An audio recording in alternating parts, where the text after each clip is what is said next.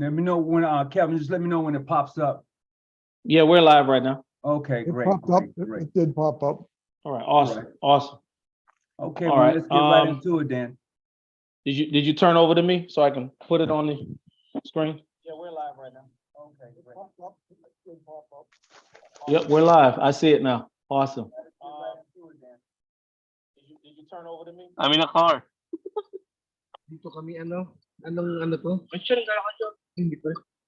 Give me just a Sabi na ba second to kanya turn it over Dito to you kami right now. Robinson, ano?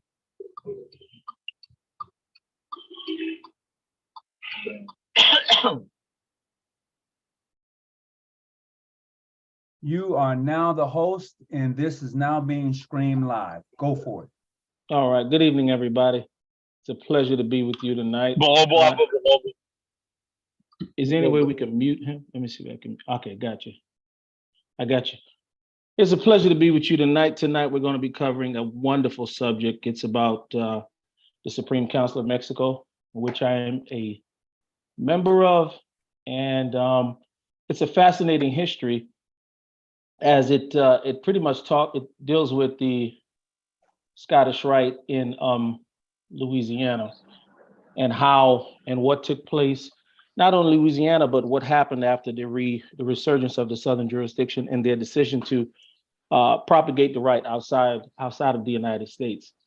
And so we wanted to discuss about the organization, where it comes from, the origin, the politics, well, some of the politics, because there's always politics in Freemasonry, the decisions that took place. And then we're going to talk about the symbolic degrees of the Scottish Rite. We're going to then talk about how they correlate to the American ritual, the American structure, and then we're going to talk about what we're going to talk about the development of the structure of the web form or the American Rite. So hopefully tonight you get a lot of information. There will be a part where we allow you to ask questions, as many questions as your heart feel free to do so, and we're gonna go through it. All right, so I'm gonna share my screen. All right, can you guys see my screen? Yes. All right, awesome. All right. We got two people with me. All right, so we got some folks coming in. All right. Just do this real quick. Brother Bruce. All right, so brothers, Good evening. I'm sorry, go ahead. Just said good evening. Oh, good evening. Hey, Brother Thomas, how you doing, bro? All right, I'm so all we're right. going to have a general conversation on development of the ancient accepted Scottish Rite in Mexico, the very first Supreme Council. And then I just want to do a quick introduction. So the past teaches us about the present, because history gives us the tools to analyze and explain problems in the past. It positions us to see patterns that might otherwise be invisible in the present, thus providing a crucial perspective for understanding and solving current and future problems. Likewise, a thorough understanding of Freemasonry is incomplete without first studying the history and the development of it. For example, a study of the different rites in Freemasonry would not be complete without a study of the development of the craft rituals and the events which took place that led to the craft rituals being modified, the people involved, and the events which warranted these modifications. Freemasonry and history go hand in hand. There can be no understanding of Freemasonry in both the philosophical and the ritualistic concepts without first studying its history or histories. There's no more evidence in this than that of the development of the ancient accepted Scottish Rite from the much older system, the Rite of Affection, which in itself was built on the chassis of early Freemasonry of France. Additionally, there can be no study of French Freemasonry without the study of the history of English Freemasonry and the War of 1751 through 1813, excuse me. And then today, as I said before, we're going to cover three main subjects: the history of the Supreme Council, the history of the symbolic degrees, and the history of the web working, or what we would call the American craft degrees.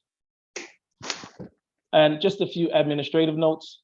Number one, participants are participating on your own accord, and any comments, questions that you may ask or during the presentation does not represent any body or Supreme Council in which you or I myself may hold membership.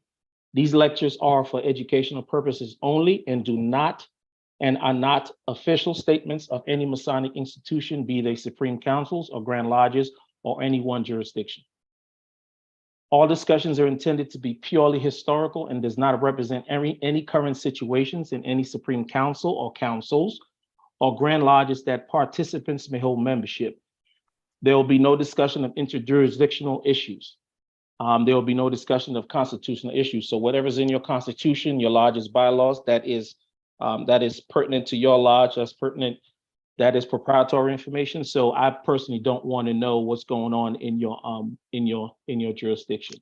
And of course, we will not be discussing any current rituals or ceremonies that may be in use. So whatever you guys do in your lodges, how you make a Mason, whatever it is, that is your personal business.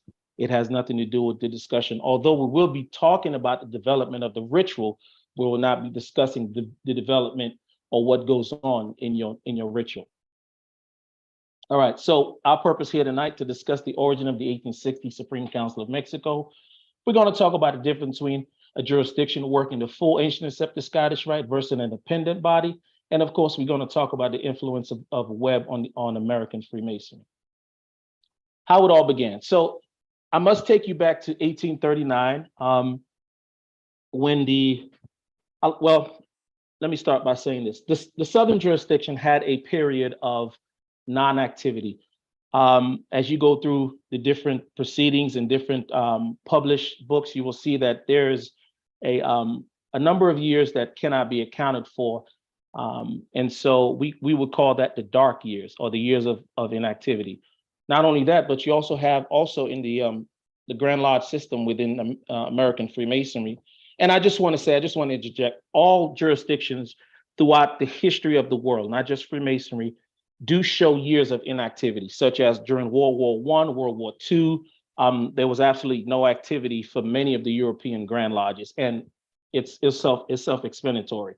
And so that doesn't say that, I'm not saying that just because the Southern jurisdiction did not have activity, that they would not, it somehow diminishes the authority over the over the 33rd degree, the 4th through the 33rd degree in America, because there is some issues that went on in 1850 when Albert Pike became Sovereign Grand Commander that does lend to their argument of them being a continuation of that Supreme Council. And hopefully at the end of the discussion, if you guys want to go into that, we can.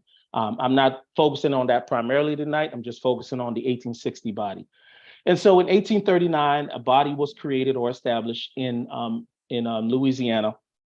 And Michael Poole talks about this in several of his videos on YouTube, where he talks about, especially the one specific video I'm talking about is Discovering the Supreme Council of Louisiana, where he talks about the Southern jurisdiction not having activity, and then the 1839, Supreme Council of Louisiana then pops up.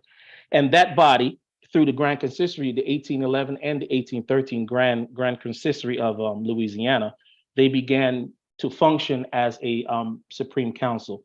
And so throughout that Supreme Council, there were some issues down in Louisiana. And then Albert Mackey was made known of that body. He then leaves during the 1850s. He leaves Charleston. He travels down to Louisiana.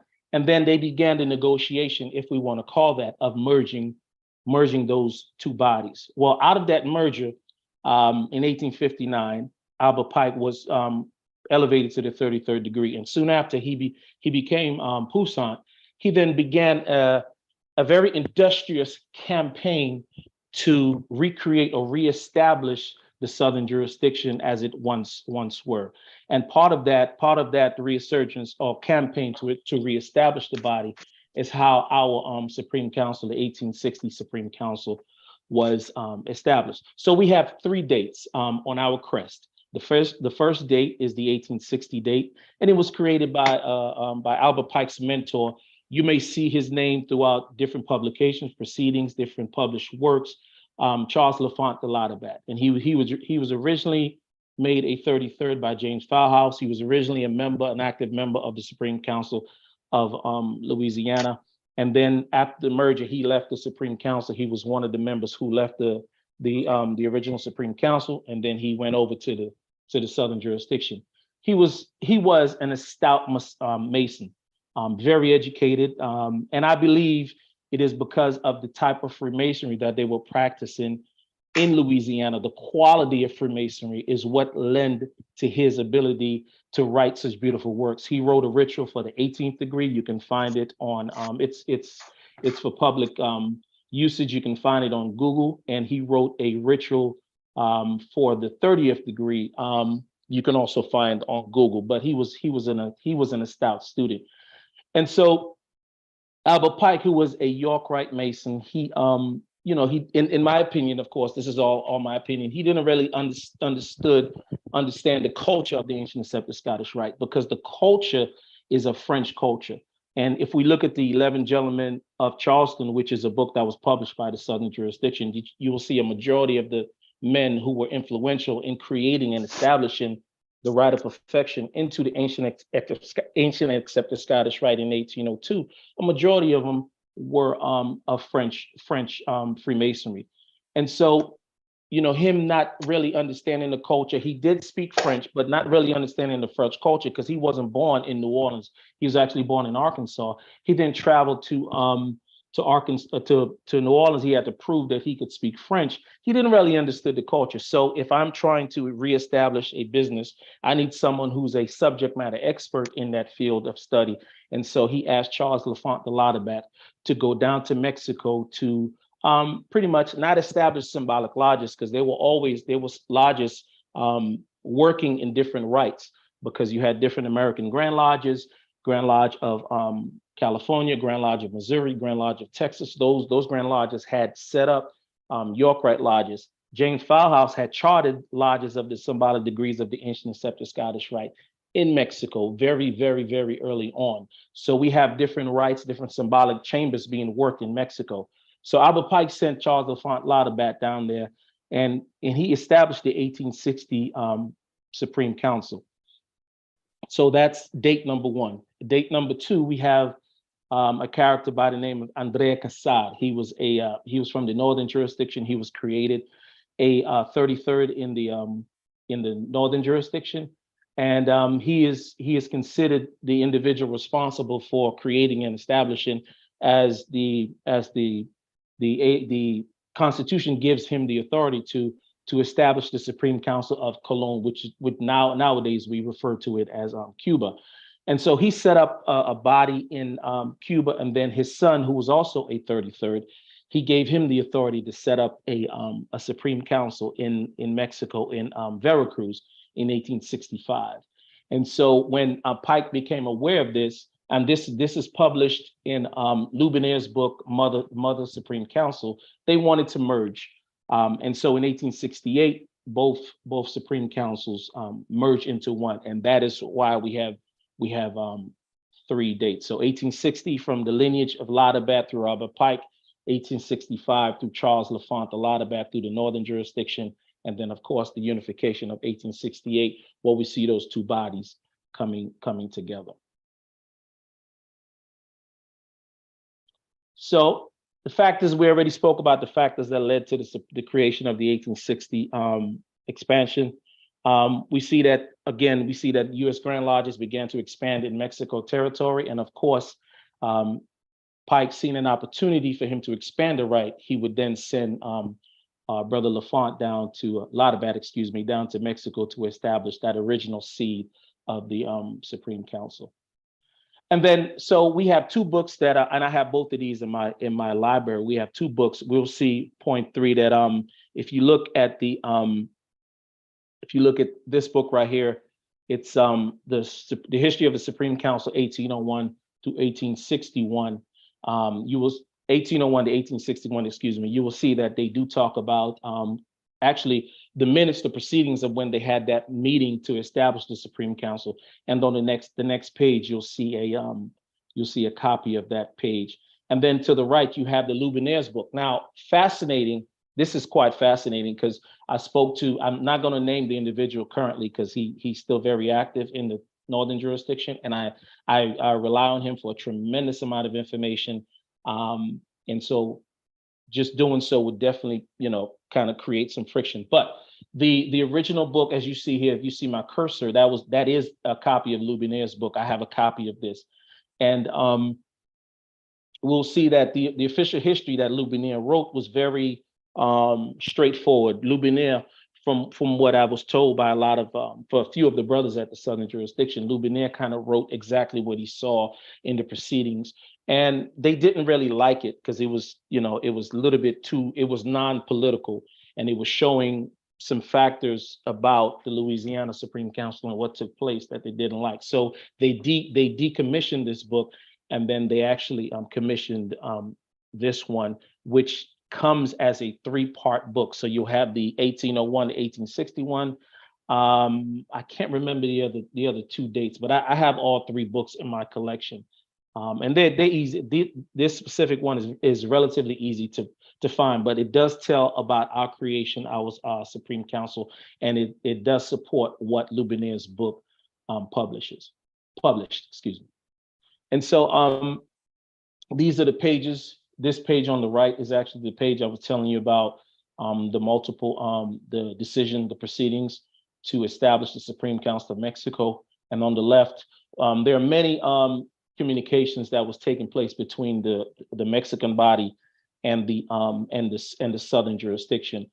But after 1875, the communication kind of goes kind of cold. But prior to that, there was multiple. And the one that you're looking at is actually Albert Pike, when he had published the rituals, when he had taken what he had gotten, in my opinion, I have to state that, from Louisiana, the rituals, because there were no rituals in the Southern jurisdiction. A lot of people don't know that Delamata's son had actually sold the rituals. So we believe that a lot of the rituals that they had gotten was from the Louisiana branch, those Louisiana brothers who came into the Southern jurisdiction. And here, after he did his redaction and he recreated or rewrote the rituals, he did send a copy down to Mexico. And this is just a copy. This is just a published version of some of the conversations, the letters that took place between our Poussaint and Albert Pike. All right, so news flash. If you haven't heard, this is 2022. I just want to reiterate this. Scottish Rite did not originate in Scotland. I just want to put that out there. It's a funny joke. I'll tell you guys some other time. All right, so can images be misleading? Absolutely. I'm going to show you guys a photo, and I'm going to give you about 30 seconds to consider the question and consider the photo.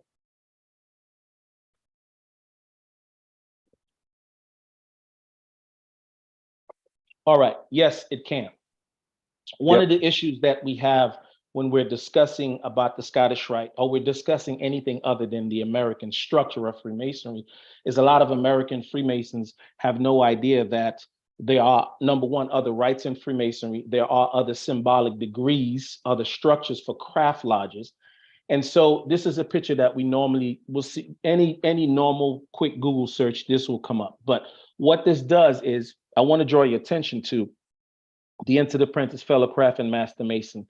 Now, this gives the illusion that all 3 degrees globally are the same, and it's absolutely not. What we have here is someone decided to separate it. They separated the Scottish Rite on the left and the York Rite on the right. Typically, for an American Masonic structure, that would be correct, but that is not a global structure. That is not a universal structure.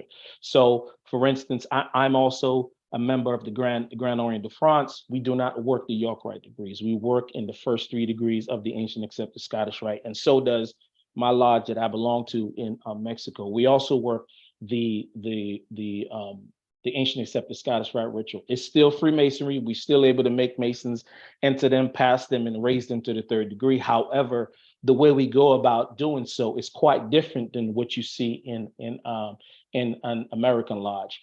And if you've ever seen a Scottish Rite lodge, you will see why there was so much friction into specifically in Louisiana in those mid 1800s between the Grand Lodge of Mississippi and the Grand Lodge of Louisiana, and also the that 1839 Supreme Council of Louisiana. Okay, so Blue Lodges versus Craft Lodge, right? Most people say I belong to the Blue Lodge, but is that historically correct? Is it absolutely correct? Is this a myth? Are we just saying things that we have no clue where these things originated? Where is this language coming from? Well, so I did some research on this, and we found that Albert Mackey's Encyclopedia of Freemasonry, it says that the craft, it is the Saxon craft, which indirectly signifies skill or dexterity in any art. In reference to the skill, therefore, the ordinary acceptation is a trade of mechanical art, and collectively the persons practice it. Hence, the craft and speculative Freemasonry signifies the whole body of Freemasons wherever dispersed. And so he goes on to, he says the phrases York Rite and Scottish Rite are giving way to the more descriptive and historically correct phrase of the American Masonic system, right? So now we're seeing where this language or where this phraseology came from. Where are we getting this Blue Lodge jargon from? And he goes on to say that the system consists of 5 rites. Now, it's not exactly true, because what he does further down, he does mix the 4 bodies of the York Rite, what encompasses the York Rite, into the ancient accepted Scottish Rite, but I'll go ahead and explain. So the system consists of 5 rites. So I'll just say 4, because I'm speaking specifically to the York Rite, in which each maintains undivided its own independence. And what he means by this is, if you look at the York Rite structure, for the first symbolic grades, you have a Blue Lodge, you have a Royal Lodge chapter, you have a Royal and Select Masters, and then you have a commandery. And then on the Supreme Council side, on the ancient accepted Scottish Rite side, you have a Supreme Council which maintains in America from the 4th to the 33rd degree. Okay, so but if you look down here, let me see. He said these rites are ancient craft or symbolic Blue Lodge. So he's saying Blue Lodge is slang. So pretty much it's slang, right? Because what it's saying is not everyone has a Blue Lodge. Because if you ask, well, what is the origin of a Blue Lodge? We will say, okay, well, it's because brothers are wearing the blue aprons or the blue line aprons. But the question is, what about a lodge does not wear that, right? Does not wear an apron lined with blue? Are they still considered a Blue Lodge? Absolutely not. They're working in the specific symbolic grades of whatever rite that they're chartered to work in. Okay, so then I said the term Blue Lodge, is it a tradition? According to Call's Masonic Encyclopedia, there may be a number of reasons why symbolic lodges are called Blue Lodges. Since ancient times, the color blue was associated with immortality, eternity, and fidelity. And so that could be a reason, and that does make sense based on the brother's hypothesis here. So, but is it stoked in history? In accurate history, absolutely not. And I think it's based on tradition, not necessarily based on historical evidence, why we call it a Blue Lodge. And the reason why I'm going into this is because you're going to see later on why I'm delineating specifically between a Blue Lodge and a symbolic lodge. Okay, and then Arturo de Hoyos, I found this beautiful quote while I was going through one of his published works. It says, American Masons are generally unfamiliar with the Scottish Rite craft, symbolic or Blue Lodge degrees, principally work in the Romantic language. These rituals are somewhat more colorful than the web-style ritual work by most American Grand Lodges. And I have to agree with him. When we're talking about the symbolic degrees of the ancient accepted Scottish Rite, we have to remember the origin of those degrees.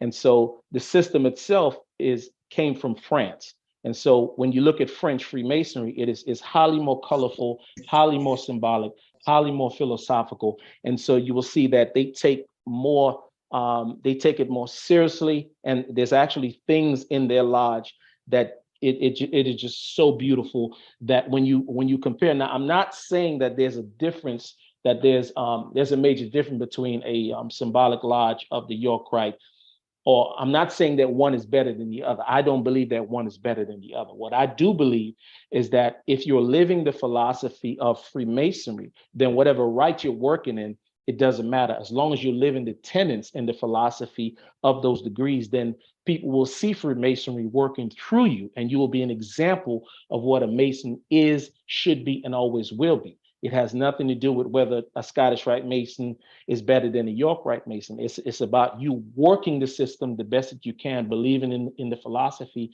and being an example of what these degrees are. And as long as you do that, then we give people the best example of what Freemasonry is. But I just wanted to delineate between the symbolic degrees of the Ancient Accepted Scottish Rite, because most people have no idea that the Ancient Accepted Scottish Rite has its own symbolic structure. All right, so I found some other references in the Great Britain. I was doing some research, and they do call it a craft lodge. And so I'll just give you guys a quick second to gloss over that, and then I'm going to move on to something that I think is pertinent to our discussion tonight.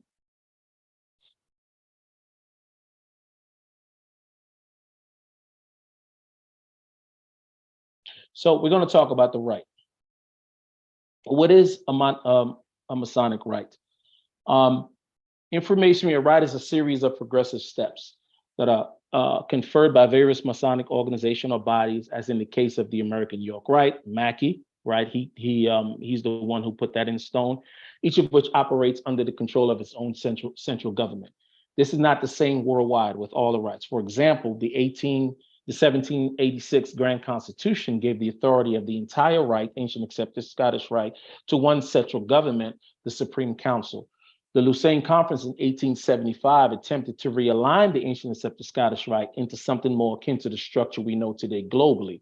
However, not every Supreme Council attended or agreed to relinquish the authority over the symbolic grades. Now, one of the things that we need to discuss here is the original 1802 manifesto. So when Charleston decided to upgrade the Rite of Perfection into the Ancient Accepted Scottish Rite, they wrote a document called the Circular of the Two Hemispheres. And in that document, they outline the first degree through the 33rd degree. Now, there is some problems with what they were doing, and some of the historians and the experts agree that the reason why it's because they have the 31st, the 32nd, the 30th, 31st, and the 32nd all listed as in the same.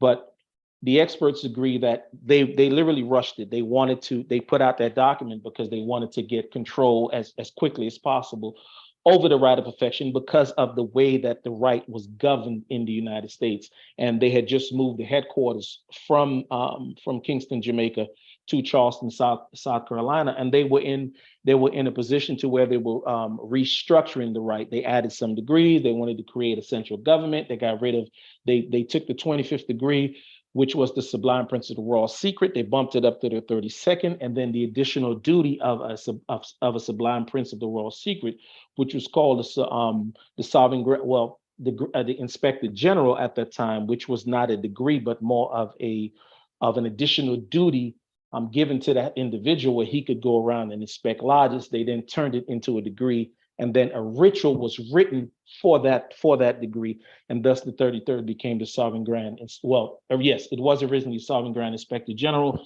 until Albert Pike came in 1859, and he changed it, and that's when we see honorary 33rds being made, to where you had a delineation between an honorary 33rd and an active member of the Supreme Council. So now we have a Grand Inspector General, and then you have a Sovereign Grand Inspector General.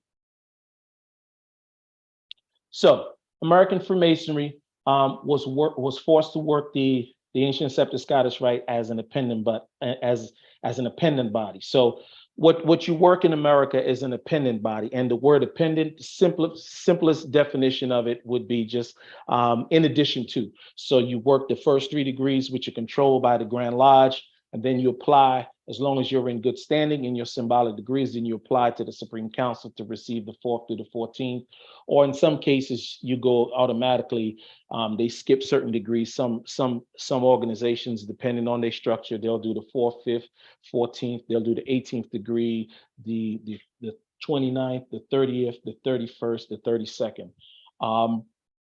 And so we believe it is because of what was going on in South Carolina, excuse me, at the time. And at that time in 1802, a lot of people don't know that there were two Grand Lodges in South Carolina. So you had one Grand Lodge that was chartered or originally traced its lineage back to the moderns.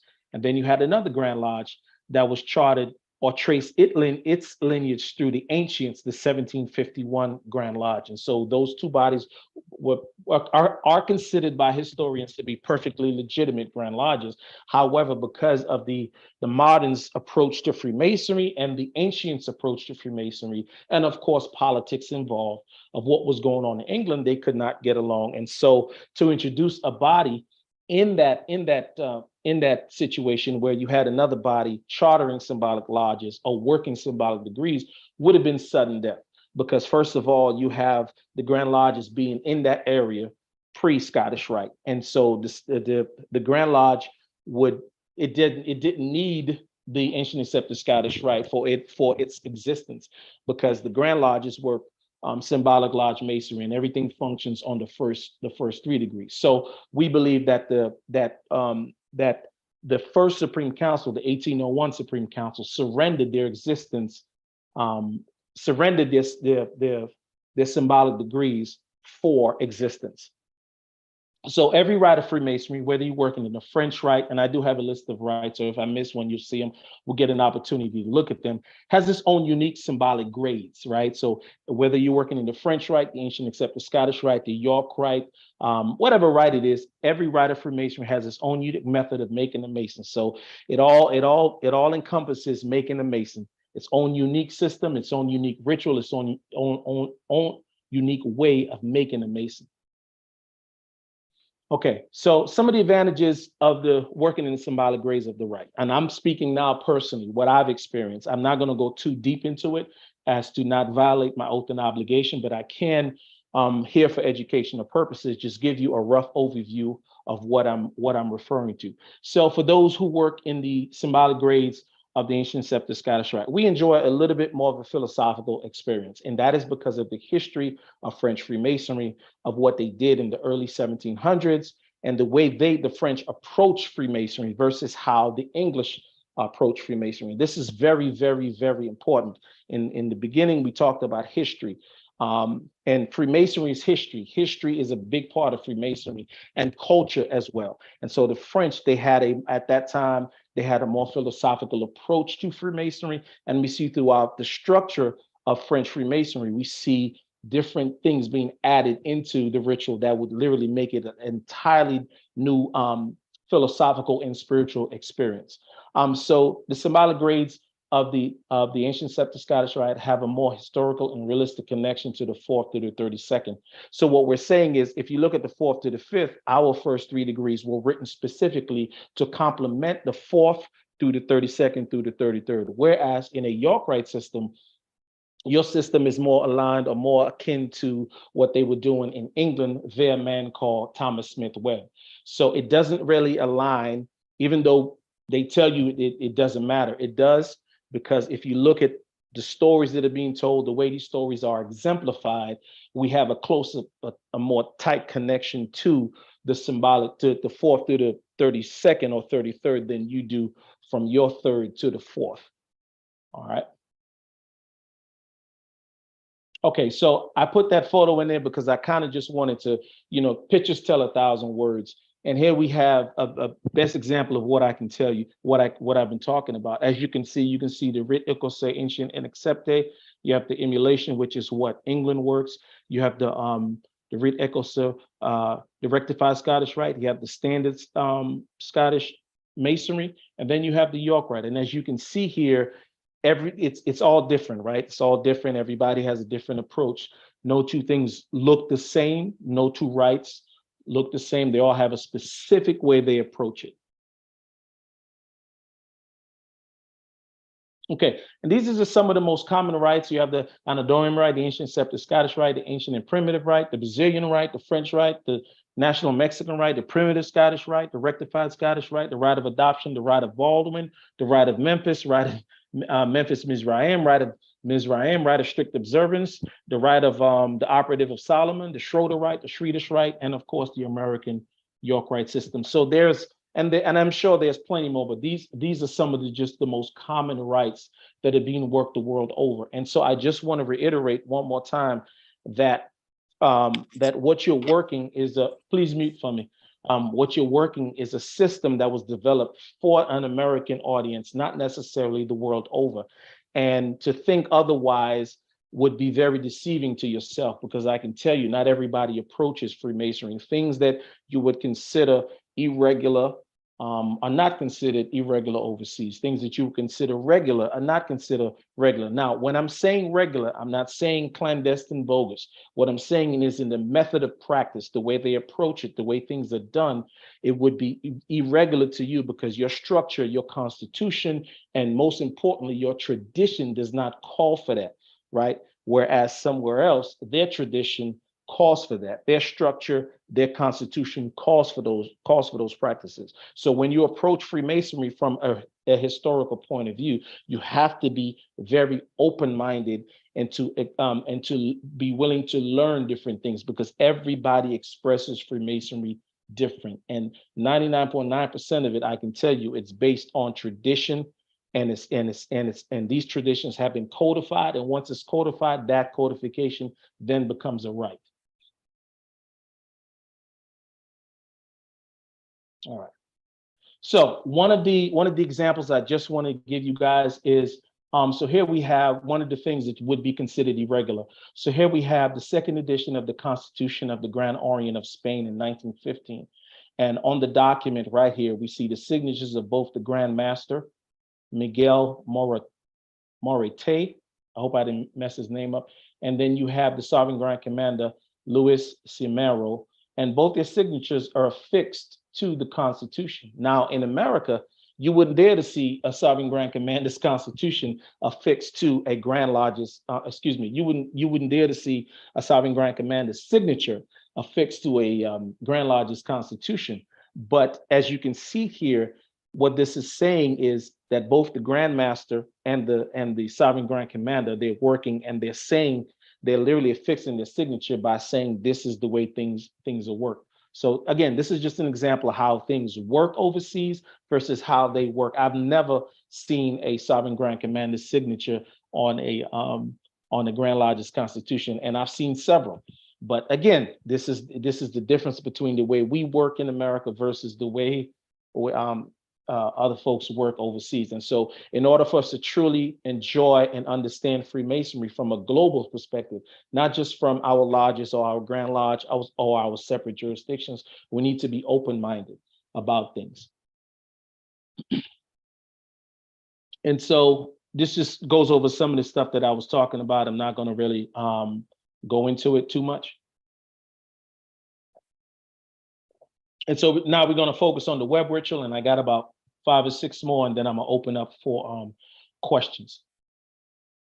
Okay, so no discussion on the subject of the American Masonic landscape can be complete without a discussion on Thomas Smith Webb and the impact also of the 1843 Baltimore Masonic Convention. And I want to say that they had few conventions, they had a lot more meetings, excuse me, but we focus on the 1843 because that was the first time. They did have meetings after 1843. And so just to give it historical context, this is on the heels of the anti-Masonic movement. And a lot of people don't know that there was an anti-Masonic party in the United States that literally it caused Freemasonry to go into a slumber state. A lot of organizations ceased to exist. Not only ceased to exist, but they went dark, and they didn't work for many, many, many years. So on the heels of that, as they began to have a resurgence of Masonic activities in the United States, there was a convention that was held in 1843 in Baltimore, thus the Baltimore Masonic Convention, where a lot of things were discussed, and today resulted in what we have today as American Freemasonry. I can tell you one of the things that did come out of that was the need to have a Masonic dues card. All right, a lot of people doesn't know that, but that is where that decision was made to have a Masonic a dues card. And so there was different rituals. So Mackey says that there were different rituals in use in the 18 to 1800s. It was simply chaos. And Mackey writes that Webb compiled a system of his own from the symbolic lodge to the commandery. So Webb literally, he saw an opportunity to create something unique. He saw an opportunity to create something an American, to give its own identity. And again, this is my opinion based on what I've read and just deducing what it would be like. So what you must understand is when you're looking at things from a historical point, it's very important not to look at things from where you are in 2022, but more importantly, to look at things as if they were what it was like back in the 1700s. And so here we have America's fighting a war for independence from Great Britain. And so a majority of the lodges are moderns lodges, meaning that these lodges were chartered by moderns.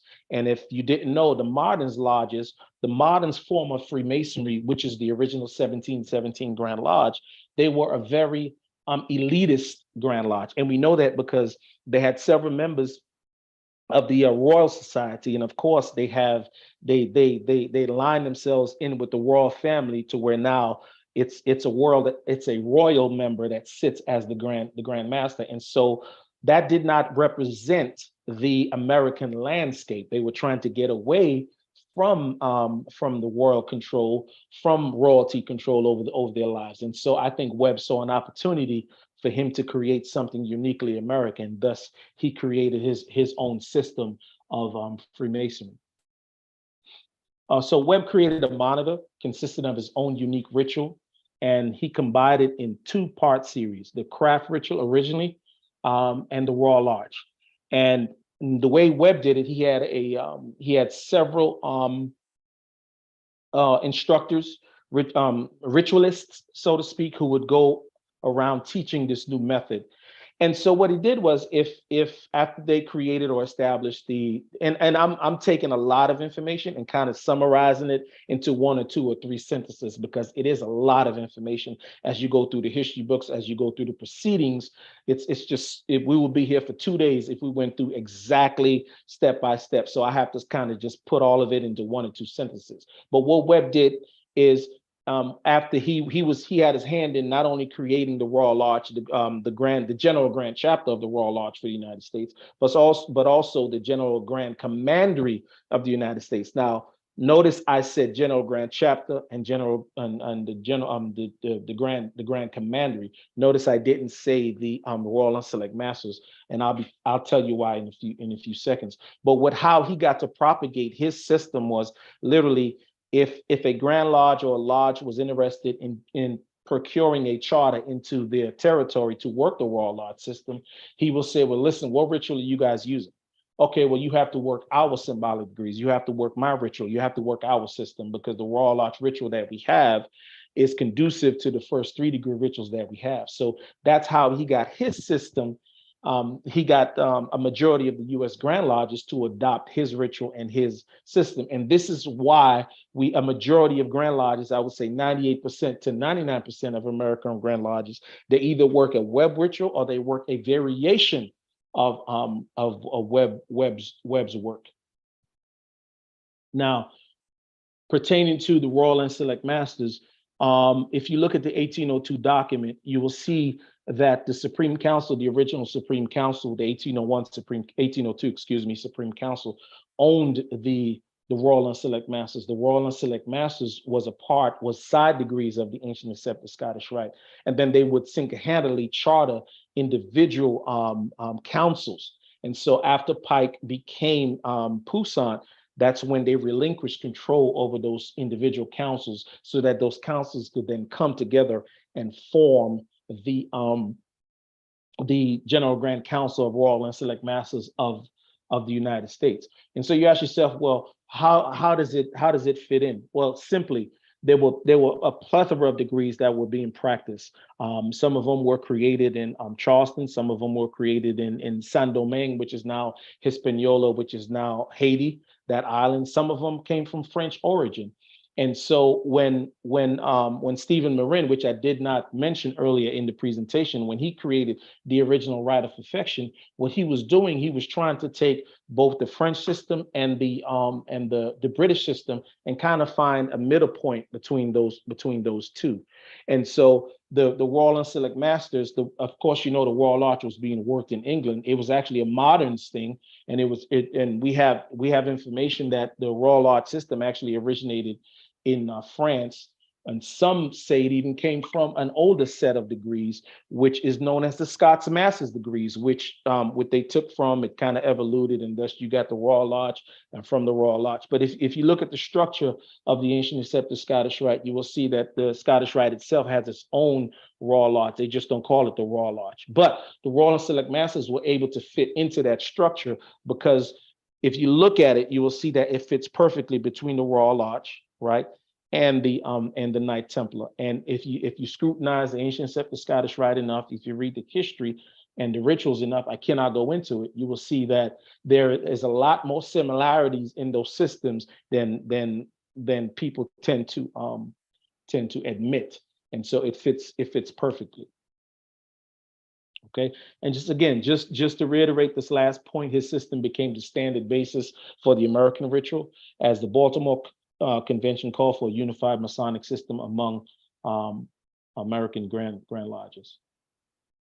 Okay, so I just want to go over a few points, and then I'm gonna open up for question and answers, because I know you may have a lot of questions, and I'm gonna try to be as long as necessary to answer your questions. So the rituals of various states had many points of difference that were endured until about 1892.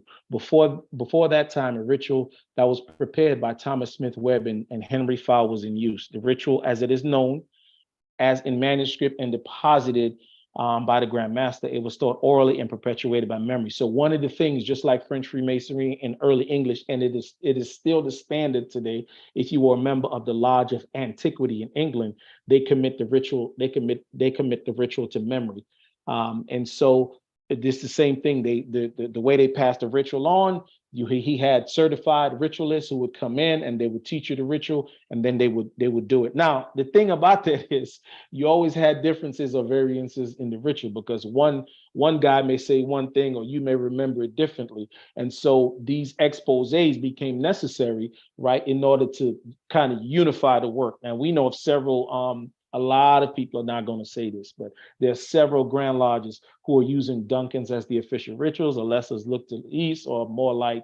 All of these exposés were written based on the older form of that Webb work, and they were published by, presumably between the time of the anti-Masonic movement. Okay, and so Mackey further goes on. He said it was modified by additions and omissions as best suited by those who were conferred degrees until Webb himself would not have known his own ritual. So what we see today, even though it's not the standard, and I have a copy of the Webb work, the very first printing of that work, I was able to get a copy of that from 1797, I believe. I can't remember the date. Don't hold me on that, but it's a very old copy. And when we look at it, when we look at the catechisms, when we look at what was being done, and we look at what is done today, you can tell that from that original work from Webb, there are many variances, many omissions, and people kind of moved away from. But at its very core, the structure, the form still remains the form as Webb taught the work. All right, so are there any questions? Let me go ahead and close this out. I know you guys have tons of questions. We covered 3 main subjects. I know I went into different things, but I just we covered the history of the Supreme Council, where it come from. We talked about the symbolic grades. We talked about a rite versus an appendant body. And we talked about the origin of the Webb form and its connection to the York Rite. So at this time, I'm gonna stop sharing, and I'm gonna allow the participants, you ask any questions as you would have. I'm gonna reclaim again, okay? Okay. All right.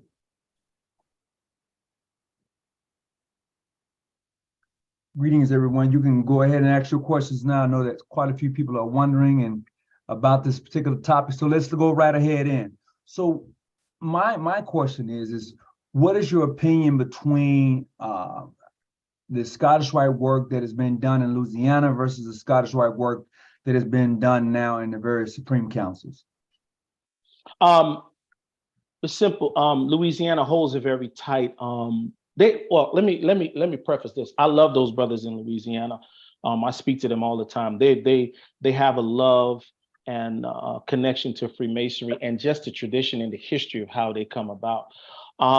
Their structure is a little bit different. They don't work the Lodge of Perfection, and that is because of the history of the Louisiana history of how the rite was worked in Louisiana, and so that history then becomes a tradition, and from that tradition it is then codified, and that's the way it works. But they keep a very tight ritualistic group, meaning that their rituals are pretty much unchanged for millennia. So I give them, and of course, one of the things I just wanted to add that one of the things that helps with that is they still have their 33rds literally function in the Constitution. They function as inspector, so they're not just on paper inspector generals. They literally go around and they inspect the lodges to make sure that the lodges are within conformity of what that should I say ancient tradition is. And so that's the way it was intended to be, where that inspector would go around and he would inspect those lodges to make sure that they're functioning and what they should know. You can't add this, you can't do that. This is what the ritual calls for. So hopefully I answered your question, Brother Tony. I can hear you. Yeah, you did. I appreciate that. Is there anyone else that have any other questions? No one? I'm Yes. going to my next. Okay, go for it. Can you explain a little bit how the ancient and accepted Scottish Rite, their father was Stephen Moran? Yes. So the ancient accepted Scottish Rite, we see in the 1700s that as Marin started traveling, he was a wine merchant from France over to Hispaniola or Saint-Domingue, as it was called. There was a huge French population there. And of course, they would then set up their lodges working those first 3 degrees. Now, it wasn't French Freemason, it was French Freemasonry, I have to be clear, but it wasn't known as the French Rite yet because it wasn't codified by the Grand Orient de France. As a matter of fact, it wasn't even the Grand Orient de France yet. It was the original Grand Lodge of France, which was chartered or created by lodges coming from England using modern charters.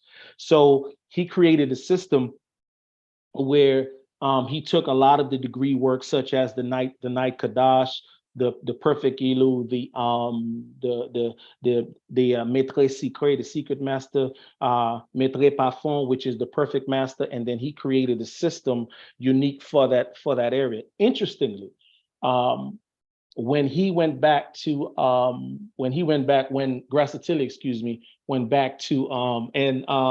what's the brother's name? I can't remember his name. Oh my, his name skips me right now.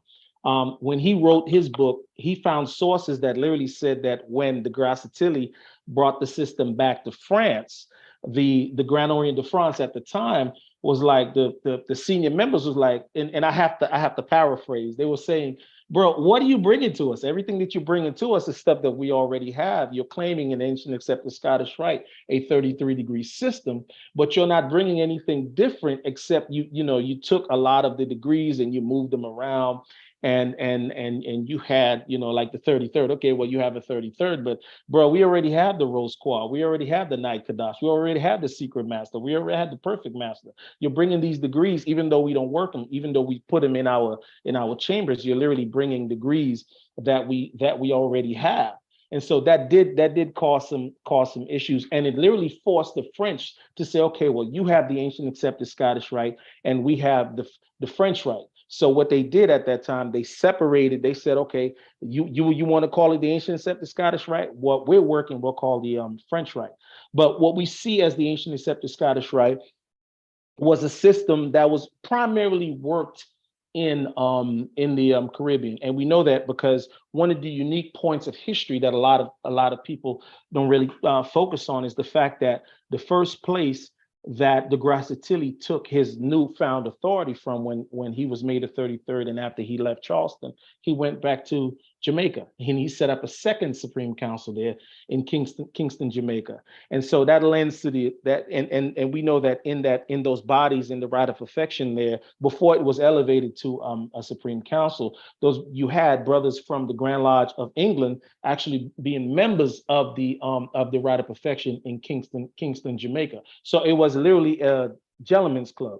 And so from there, it elevated and it went to Charleston. Now, let's put some context to this. So America, we're now in the late 1700s. We're having issues with English, but the headquarters for our system that we've been working for a number of years, uniquely ours, right, is in Kingston, Jamaica. So we need to move the headquarters from Kingston, Jamaica, which is a stronghold for the British.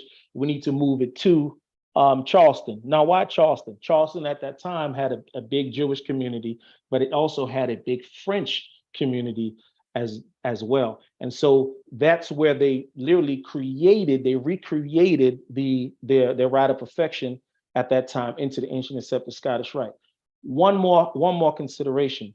These were very rich men. And we know that because after the slave uprising in 1802, in what would become Haiti, a lot of these rich men evacuated and went to Charleston. And so they had so much money. If you read, I'm not going to name his name, but if you, I can share it with you privately. But in his research, he found out that the brothers from the Rite of Perfection, they actually owned a building, and the Grand Lodge of the Moderns didn't have a building, and the Grand Lodge of the Moderns ended up using their building. So now we're saying, okay, well, wait a minute. What does that mean? That literally means that they had so much influence that they were able to manipulate political correctness in Charleston, South Carolina. And so the rite itself, from Marin to what these brothers did, you cannot separate the politics. But it was an opportunity for them to establish something which has never been established before, and also to take an opportunity to control the rite, to manipulate it into something has never been done, because of the way the inspectors I want to say, what's the word I'm looking for? They were making other inspector generals. And so it gave them a fantastic opportunity to do so. But yeah, hopefully I answered your question. Is there any other questions? So you're talking about 1804, when the ancient and accepted Scottish Rite was introduced to France? Say again? When the ancient and accepted Scottish Rite was presented to France, this was about 1804? Yes. So 1804 is when DeGrasse Tilly takes his charter back. He takes his patent as a 33rd, and then he goes back to France and he attempts to establish the rite there, to get a foothold on French Freemasonry. But he had a lot of problems because the French Freemasons, the Grand Orient of France, had already codified their system. And their system, we now know, is called the French Rite. And it consists of 3 symbolic grades and then 5 orders. So you have the first, second, third, fourth order, which culminates in their version of the night of the Kadash. And then you have the 5th order, which is like your administrative degree. And so they literally had to find a way to make all of this work, because you're talking about them having a system. Even though DeGrasse Tilly was French, he wasn't born in France. He was considered an outsider. And here he comes with a new system. He has his patent. Not only that, but DeGrasse Tilly was very, very, very, very, very smart. And I say that because at that time there were lodges working something called the philosophical Scottish Rite, right? Rite écossais philosophique. And the Grand Orient said to him, listen, whatever you guys are working in your lodges, this is not the ritual that we codified. This is not the ritual that you're supposed to. Of course, I'm literally paraphrasing this. I'm paraphrasing it. If you guys don't stop, if you're not going to work our ritual, which is known as the régulateur, you're going to be kicked out. You're going to be considered irregular. We're not going to have anything to do with you. And those were the bodies that DeGrasse Tilly then aligned himself with in order to establish the very first Scottish Rite, Grand Lodge, and then subsequently the Supreme Council. So he organized them in September, and by December, those bodies merged to create the original Supreme Council of France, and the Grand Orient then merged with the Grass Antilles Grand Lodge, and that's how the Scottish Rite itself became what it is, a foothold into French Freemasonry. A majority of French Freemasons, there are Freemasons in France that do work the York Rite work. That's a whole different story. We're not going to go into that today. But a majority, 99.9% of French Freemasons, they work the Ancient Accepted Scottish Rite first 3 degrees, and then they also work the actual French Rite, the first 3 degrees of the French Rite. My question would be is in regards to the Scottish Rite Volume 1 and 2 that most usually purchase. What is your opinion in regards to those? Are those pretty good, accurate Scottish Rite volumes, or there have been somewhat, divvied up some type of way? What is your opinion? So those books are not necessarily books from the Southern jurisdiction or Mexico or France.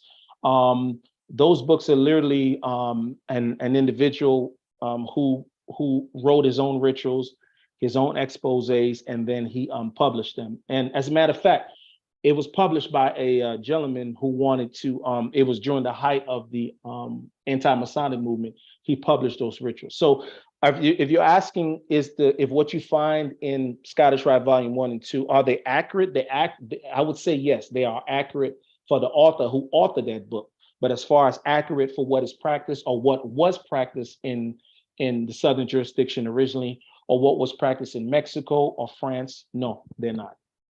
They're not accurate work.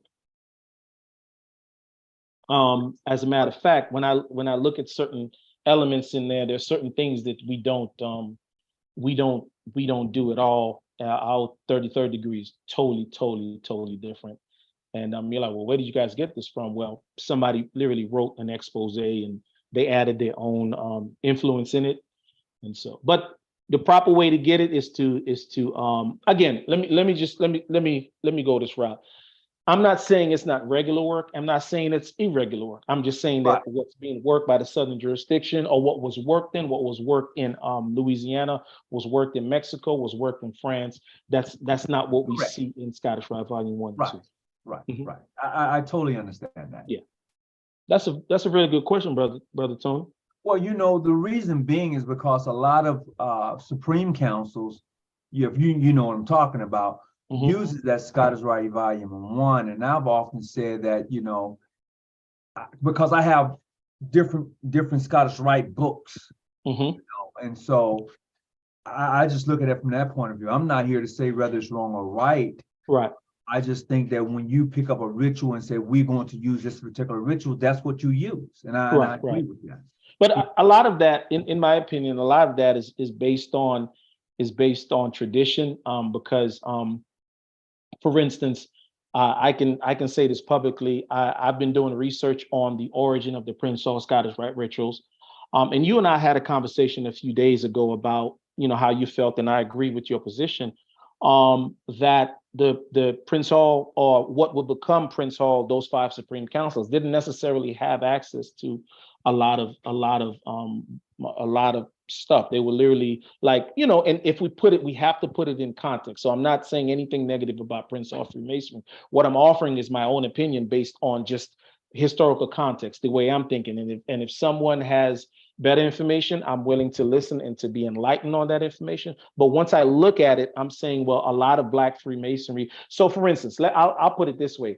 Black Supreme Councils, when you look at their rituals, look at what they're practicing, as old as you can get, they're not aligned with the Southern jurisdiction. Much of the work is aligned with the Northern jurisdiction.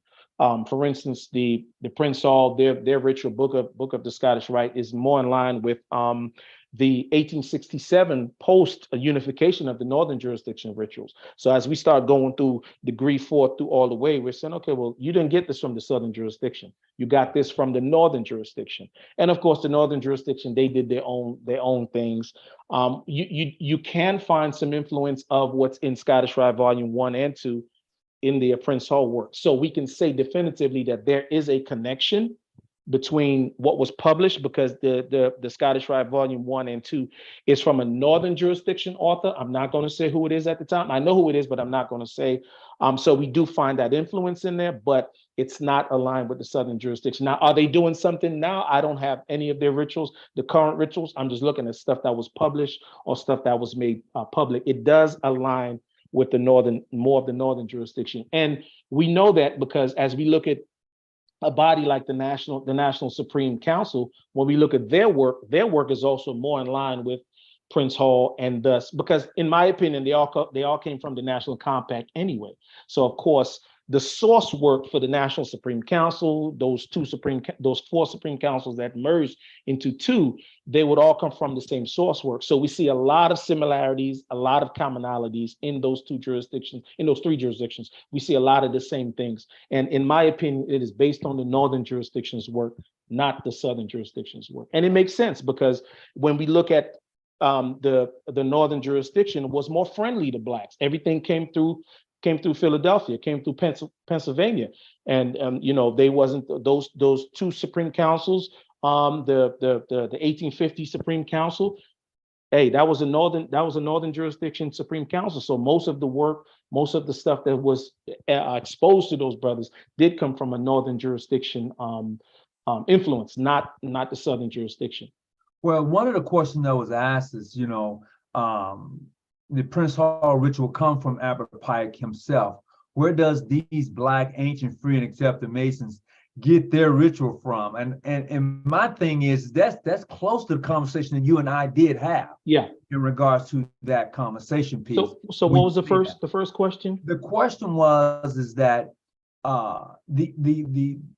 it's not really a question. The brother, I think his name is Fred Sales Jr., stated that Prince Hall, Scottish Rite, received their rituals from Albert Pike himself. Okay. I would say this, whether it's true or not, I don't know, but you have to ask yourself, if that is true, what Scottish Rite was they practicing before they received those rituals? And if that is true, then that tells me that you took his rituals in replace of your rituals because you felt that your work was inadequate. That's what I'm getting when people say that. That's just me personally. Right, but so there was a paper that Arturo de Hoyos, and I'll tell you how old this work is. I'm actually looking for it. I'm going to send it to you privately. There was an article. If you can find this book, it's almost impossible, and it's about $100 for the book. But he wrote an article in the and I just had it up. Give me 1 second. I just got to find it. I just want to make sure that I have the right information because I was looking at this today. Mm-hmm. I'm just kind of preparing myself for our conversation. Let me see. I may have it up. No, it's not up. Arturo de Hoyos, he did a matter of fact. I'll do this. Let me just Google it. I know exactly what I'm looking for, so I can have a better grasp on my talking points. I don't want to mislead anybody because these topics are very, very, very sensitive. So there's a very small article that he had published. It's still up. It's on the Southern Jurisdiction website, where he did talk about the origin of the rituals. And one of the things that he did say was that he said that and I'll read this. What if the Prince Hall Scottish Rite? It says, an oft-to-encountered story maintains that Albert Pike shared his rituals with Prince Hall Masons on January 16, 1945. Willard W. Allen, 33rd Sovereign Grand Commander of the United Supreme Council, 33rd Southern Jurisdiction, Prince Hall affiliated, wrote about this to George W. Crawford, Lieutenant Grand Commander of the United Supreme Council of the Northern Jurisdiction. He explained that Thornton A. Jackson, Sovereign Grand Commander, United Supreme Council from 1887 to 1904, was a personal friend of Albert Pike. After Jackson mentioned to Pike how seriously handicapped, and it is in quotation marks, the Prince Hall bodies were for a lack of adequate rituals. Pike is said to have given him an autographed complete set of the Scottish Rite rituals. The rituals were passed on to Jackson's successor and eventually came into the hands of Robert L. Pendleton, who was a Sovereign Grand Commander from 1911 to 1929. So I have the full article. I can pass it on to you. Again, this is all private information. I don't want to, because I don't want anybody to use this information and say, well, Prince Hall rituals are not real. They need it. We have to have, one of the things that we don't do that I've seen in a lot of the chats is we don't put things into context. And we have to understand that Black Freemasonry, again, this is all my opinion, Black Freemasonry represents the Black condition in America. It is the way we think that renders all of these jurisdictions, all of the stuff, even when, so I have a very good friend at the Prince Hall Grand Lodge of Massachusetts. I've known this brother for over 30 years. He's now a past Grand Master. He's still alive. He is my father's friend. I didn't know he was a Mason. I speak to him regularly. As a matter of fact, last night we were on the phone together for about a year. For about an hour, excuse me, and we spoke about politics and how it affects Freemasonry. And one of the things that we did agree on, and I'm just listening to his wisdom, is he's explaining to me how politics is so big in our Freemasonry. And absolutely it is. And so when we look at the John G. Jones situation, the Prince Hall, Grand Lodge of Illinois, the National Compact, there's so much politics involved that it would bleed over to where we are today. But unequivocally, unquestionably, Black Freemasonry all comes from the same source. And so we have to find a way to work together, because the strength is in numbers. If we can just get over the egos and somebody said this, and we'll be a force to be reckoned with. Another point to talk about is, well, people ask them, why did you leave Prince Hall? I was a Prince Hall Mason. You couldn't tell me anything about Prince Hall. I was a staunch Prince Hall Mason. And it's not just Prince Hall, it's not just your Black AFAM, not just your white AFAM or your mainstream Freemasonry, but it's American Freemasonry in general is lacking in the education. I can tell you unequivocally, from being a member of the Supreme Council of Mexico, the way they express Freemasonry, it comes from the soul. Brothers are able they focus more on the education of the individual. How do you take a rough stone, and make him a perfected stone? Well, he has to go within himself. And that is something that, in my opinion, I have the experience, so I'm just speaking from my experience, that it has to do with the individual, number one, but it also has to do with the rite. French Freemasonry, the Scottish Rite, allows you to go deep within yourself, to find things about yourself, and you're not being judged by it, and you're able to write stuff down and express it before your brothers, and you're able to put forth these ideas. And not only are you able to put forth these ideas, but your ideas are being challenged. And through that challenge, you're getting better as a brother. See, in the Supreme Council of Mexico, we don't focus on charity outwardly. Our focus is making the individual better. If I can make you better, then I can make you a better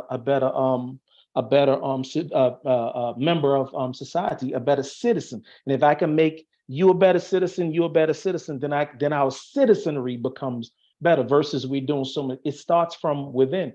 And American Freemasonry, somehow they have gotten away from that. They focus so much on the barbecue, the getting together, the fun, the frolic, but you're forgetting that Freemasonry is a personal thing. You and I can go through the same ritual, and we have totally different experiences. Absolutely. No two rituals, even though it's the same structure, it's the same thing, my experience will be different than yours. And we have to tailor make our Freemasonry to the individual, because without the individual, you have no lodges. Without the lodges, you have no Grand Lodges. Without the Grand Lodges, you have no Supreme Councils. And without this structure, you don't have Freemasonry at all. I'm sorry? That's the thing I've tried to share. And many times over, I'm saying, hey, this journey we are on, you need to find a lodge or find those brothers that's gonna bring out the best in you, right. Going to help you to be the best person you can be.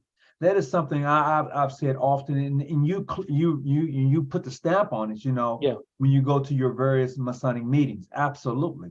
So I'll tell you this. I had I can't see who's on here, but I had a wonderful experience. Hey, Calvin. Yeah. I want to say, man, I appreciate everything that you're doing. And, I got to chime out. I'll send you a message. Love to each and everyone. Okay. All right. So one of the things, you guys know, I received the 33rd degree this past September. I'll forever remember that date. It's actually etched in my ring. Congrats, And I had brother. such a wonderful experience. The brothers in Mexico, they embraced me with this acceptance, and I wish I could find a way to recreate it in America. It's this love, it's this embrace. This I can't put it into words, but the experience was so deep that it just literally changed my view on Freemasonry and what it should be and what it could be if we were to let go of these egos, because the egos, they provide these walls, and the walls only stop your growth. And you know what I see now, and I'm not going to speak to what as far as any one specific jurisdiction. I just see so much of this infighting. And go ahead and mute for me.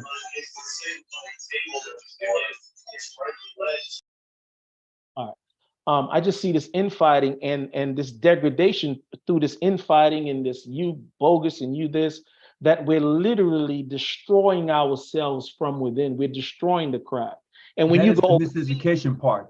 yeah, and you're missing the fundamental essence of what Freemasonry is. Yeah. And you know, you and I speak a lot, and I have to publicly commend you on the steps that we talked about, you know, the things Right. that you're doing. And that's Right. nothing but love, because you know, so you're willing, in my opinion, you're willing to go outside of the barriers that's been given or established and say, no, we're going to go this route, because there's nothing to do but to grow. And the Nothing. best growth of all is intellectual growth, because the mind, see, so I was in the military. Just a personal story, and then I'll hush. I'll allow somebody else to speak, because you get me talking, I'll talk all night. And so I was a few of my brothers. I've been to Iraq and Afghanistan several times, and I was an 88 Mike with the truck driver. So I was always on the road. And we had a few soldiers, warriors that passed tragically, and I had a rough time dealing with that. And so I went and I spoke to a mental health specialist. And one of the key things that it was so enlightening and so revealing, he said to me, and I'll forever remember this guy for the rest of my life. He said to me, I'm going to show you how to change the way you think, because in changing the way you think, you will change the way you feel. And if you change the way you feel, you will change the way you act. Mm. And I said, I'm done. So where do I sign? There go the credit card. And he taught me how to process. And that's what we're not doing. That's what we haven't done, is we're constantly regurgitating these crazy ideas, and just we're not thinking, we're not processing information. But we have power. Freemasonry is power. The individual Mason is power. That first strike on that stone represents so much. You have a rough stone in front of you. What are you going to do with it? What are you going to create? And here are the tools. And only you, the individual Mason, can decide what you bring into existence. You're going to bring in pain, you're going to hurt people, or you're going to help and heal people. So. Absolutely. And you got 24 hours. That's right. You got 24 hours in a day, 24 hours in a day. Same 24 hours the next man has. So what are you going to do? So that proves that God is not prejudiced. That's right. He's not. He's not. And Masons realize that. Yeah. Oh, they're supposed to. Absolutely. The point is they supposed to, and I believe, as Brother Thomas, you know, as we progress, because Masonry is a progressive science, things are going to gradually change a little bit. But it's up to us who are Masons to maintain that edge per se, because once upon a time everybody was knocking down the door of Freemasonry to get in to have that brotherhood amongst men.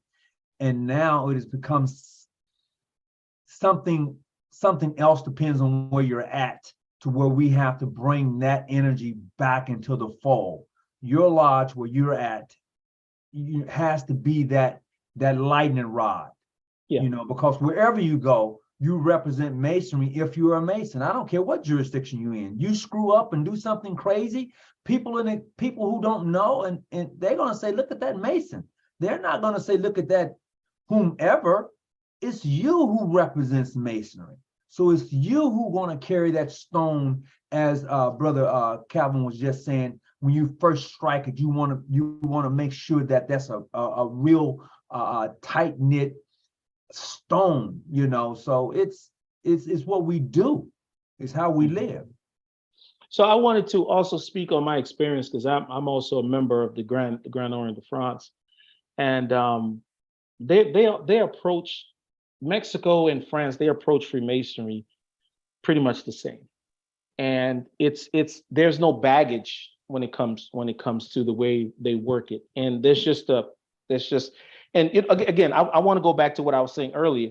Well, why you left Prince Hall? Because I didn't feel I've always been a reading man, all right, and I'll be honest with you, brother Tony.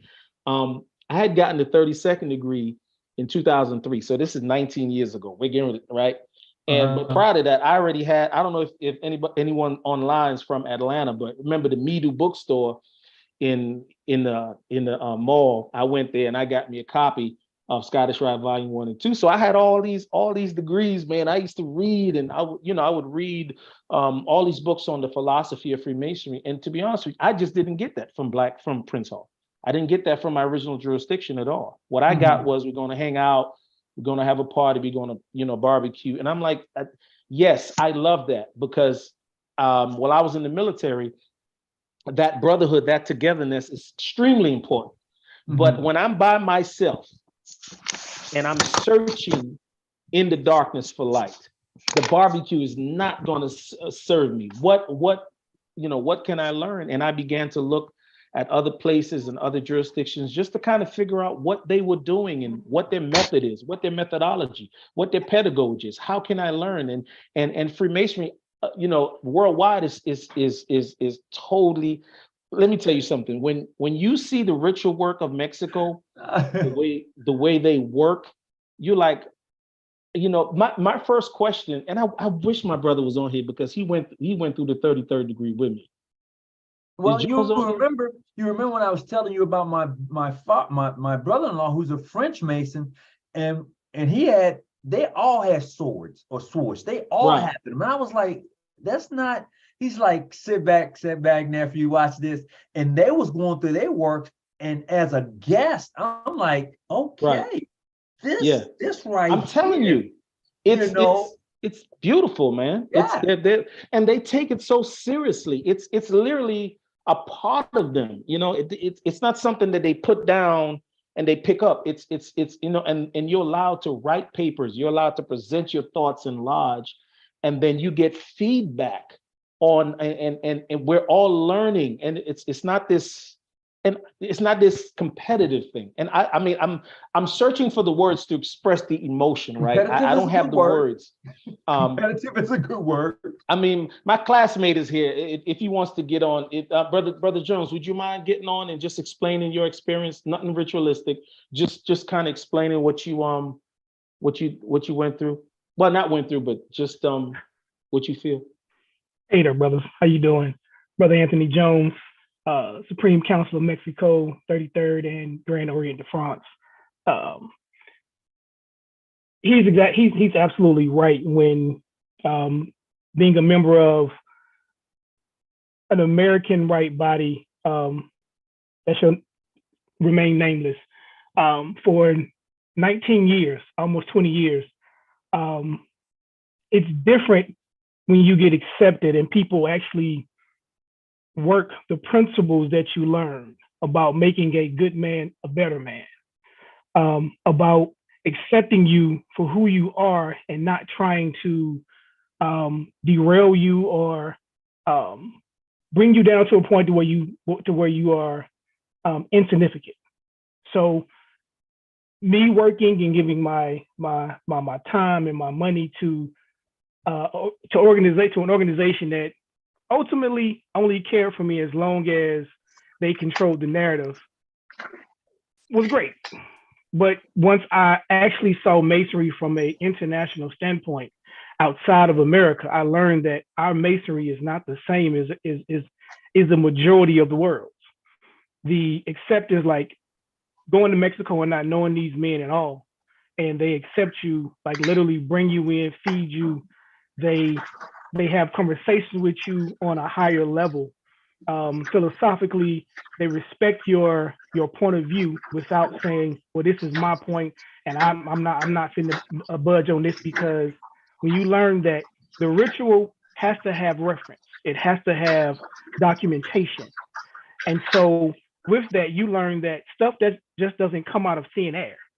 Everything that we do has reference. And anybody that tells you that it doesn't, yeah, you should probably look at them a little funny. We all say that we are in search of the truth. However, everybody's not willing to give you the truth. They want to give you what they want to have their narrative, because at the end of the day, if they control the narrative, they don't have to admit that they're wrong. And us being Masons, we always are taught to square our actions, but yet at the same time, do we really take into account the principles, the lessons that we're taught? Do we really understand them? Do we really apply them to our lives? And from Mexico to France, they're amazing. Like, they accept you, and the conversations you have, you have to experience it to understand how great it is. Matter of fact, one of my brothers from Mexico is on here as well, and he's an amazing guy working on his doctorate right now. And Felix, and once again, he was one of the guys that literally every night was there with us, that made sure we got around, who took Masonry and applied it to life on a whole nother level. And he's a fellow craft who's wrote many papers, who understands the philosophies of the Scottish Rite. His brothers, everybody that we interacted with, from the Sovereign Grand Commander Enrique to Brother Manuel, to let me not forget his name. But when I tell you the love still continued once we left, and I literally did not meet these people I didn't know them from anywhere. I talked to them across the phone maybe once or twice. Everything else went through Kevin. So International Masonry is a different beast when it comes to truly applying the principles of Masonry.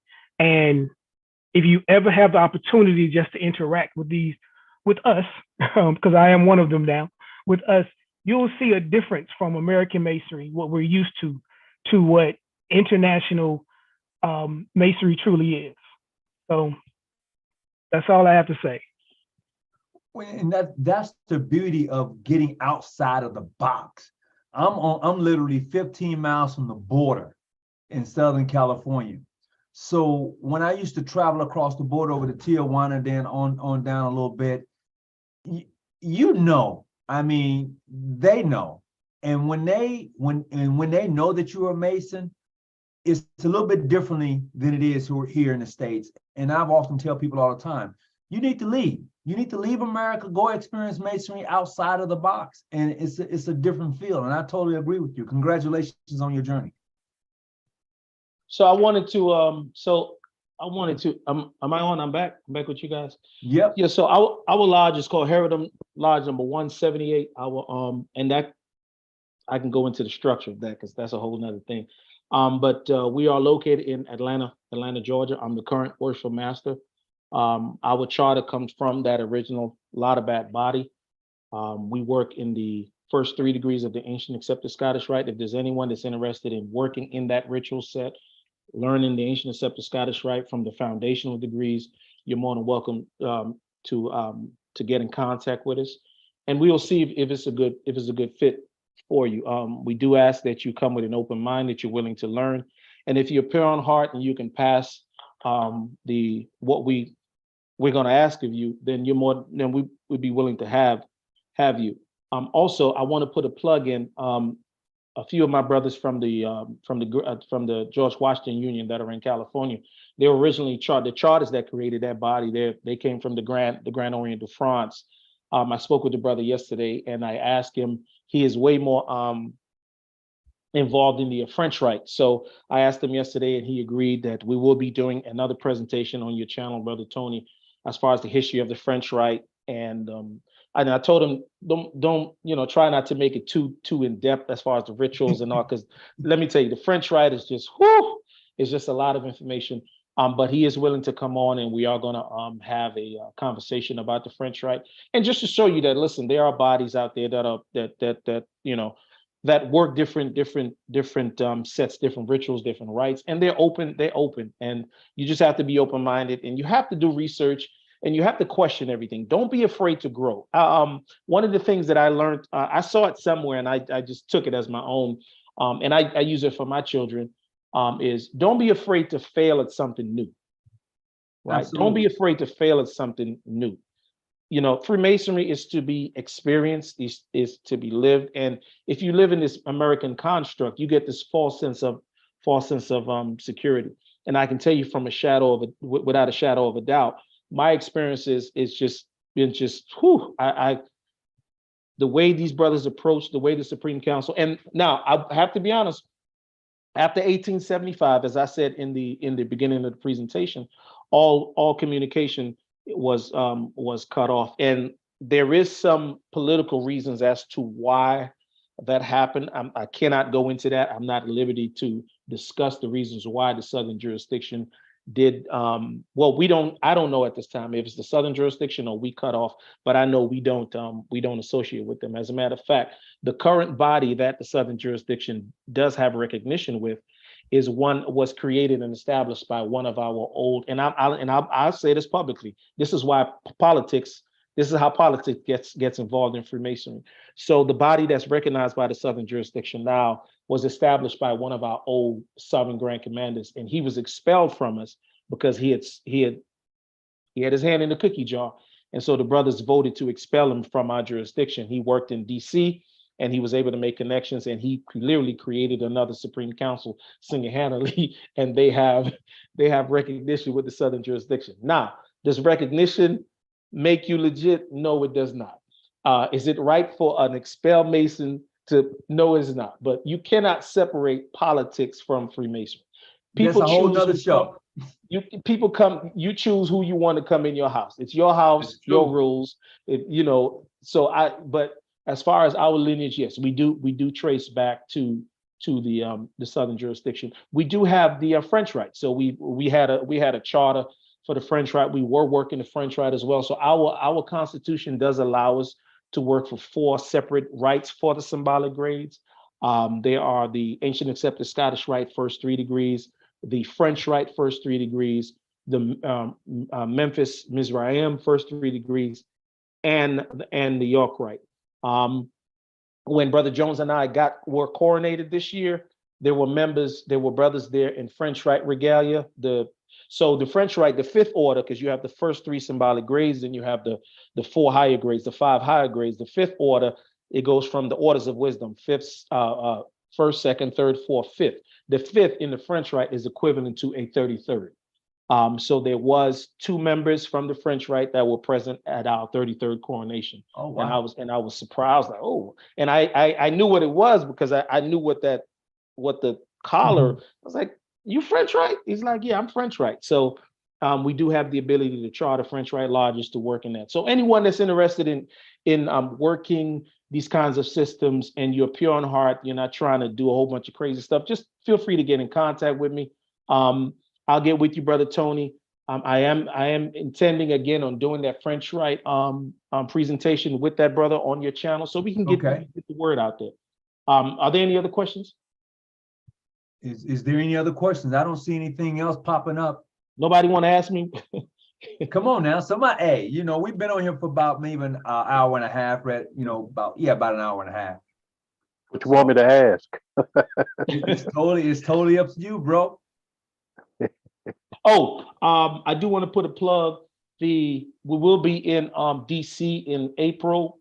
The Grand Master of the Grand Orient of France will be present. He's going to visit the lodge in DC, Lafayette number 89. That's a very old lodge, 89. Woo, that's an old lodge, because we're at 5,700 and something right now. And so if you're interested in joining us, Brother Jones did let me know that the worship master or the venerable master did put an open invitation. Please get in contact with myself or Brother Jones, and we will try to accommodate you as possible. Huh? What time in April?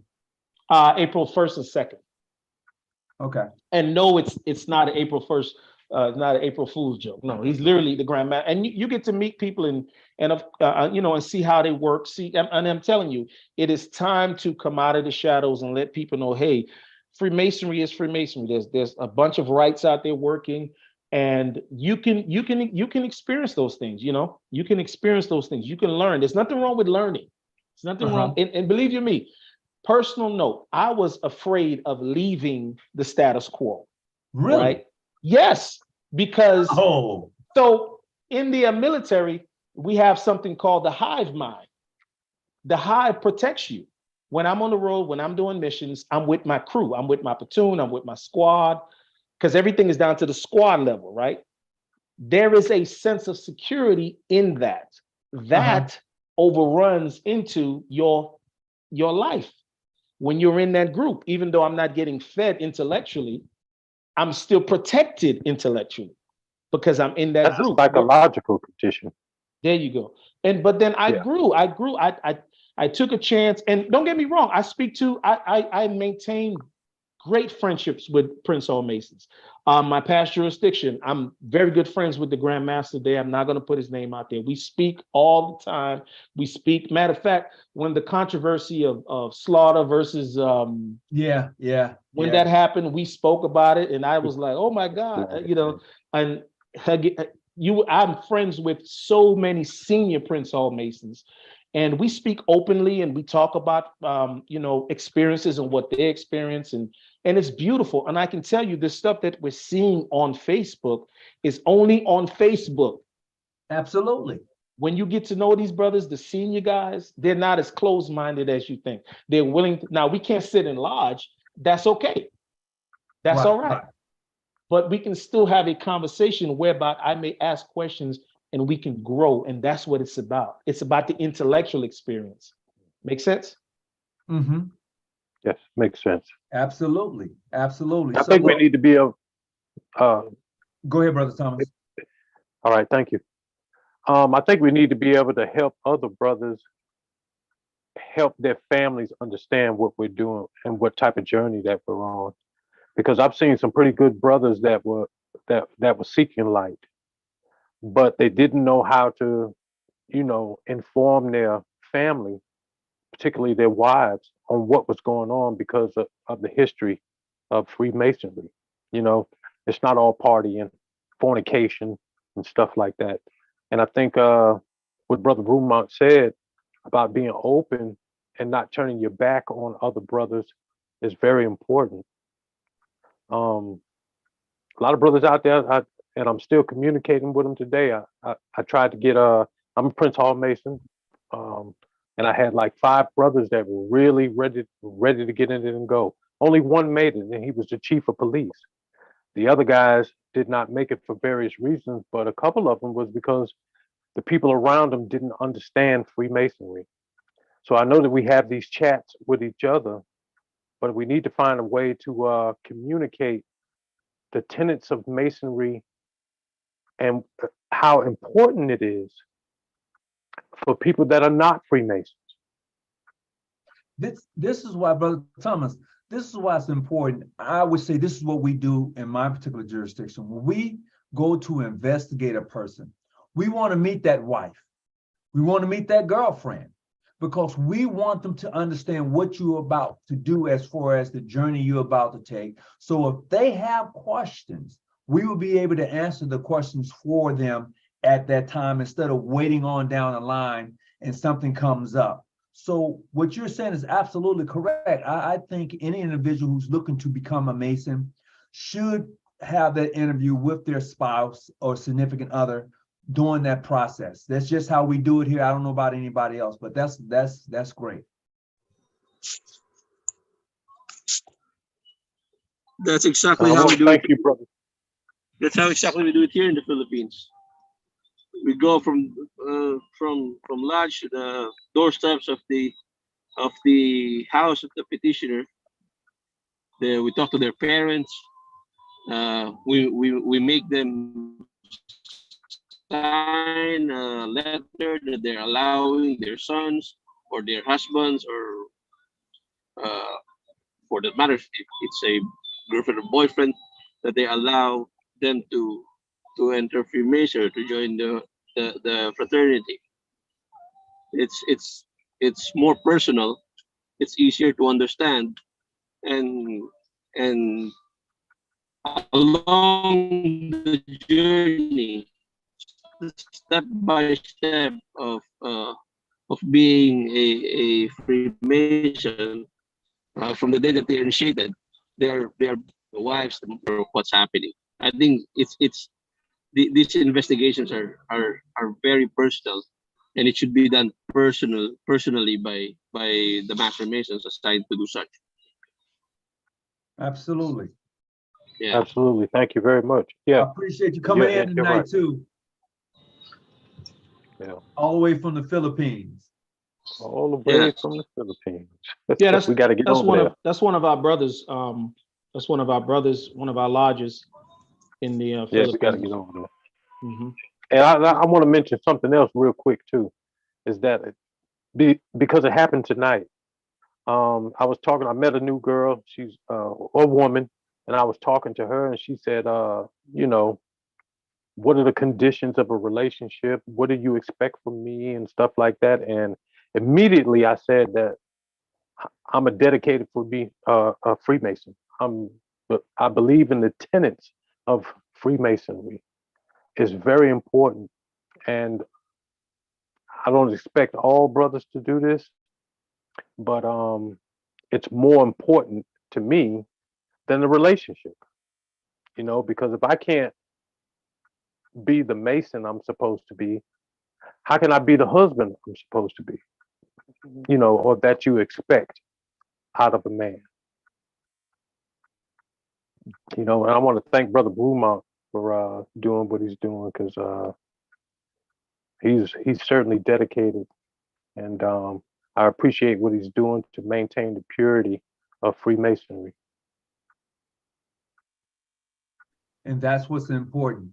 So look, gentlemen, I'm going to close out. We've been on here about an hour and 45 minutes thereabouts. So I want to say I appreciate everybody for coming on and really having this good conversation, a great understanding about what Freemasonry is, and very educational lecture that was given. Brother Brumont, you got the last word before we log off. Well, bro, I appreciate you having me on. It's fantastic. I just want to remind you that I'll be contacting you regarding the French Rite presentation. Mhm. I will be coming over this to California next year, because there will be an initiation into the French Rite that me and Brother Jones we're planning on attending. So I'll let you know, and maybe we could work something out. We can have dinner or something. But Okay. I appreciate you allowing me to use your platform to get the information out there, and to just allow me to be myself and do the nerdy part of Freemasonry. You know what I'm saying? So as always, it's been pleasure, it's been fun, and as long as we're continuously growing, that's all I'm about. Is growth. That's it. That's Just it. growth, intellectual growth. I appreciate it. Thank you very much. That's what's important. We're gonna have to have Brother Tave come back on. I don't know if we should do him before we do part 2 to this, or let that be last, but we'll talk about it some more. Oh yeah. Yeah. I can't wait to hear what he comes up with. Oh my God. Oh yeah, that's gonna be beautiful. So look, everyone, I appreciate you coming on, tuning in tonight. I hope, as always, that you've gotten some out of this. And like I say always, you know, we are not your study guys. We're just here to help you study. Stay out the bush.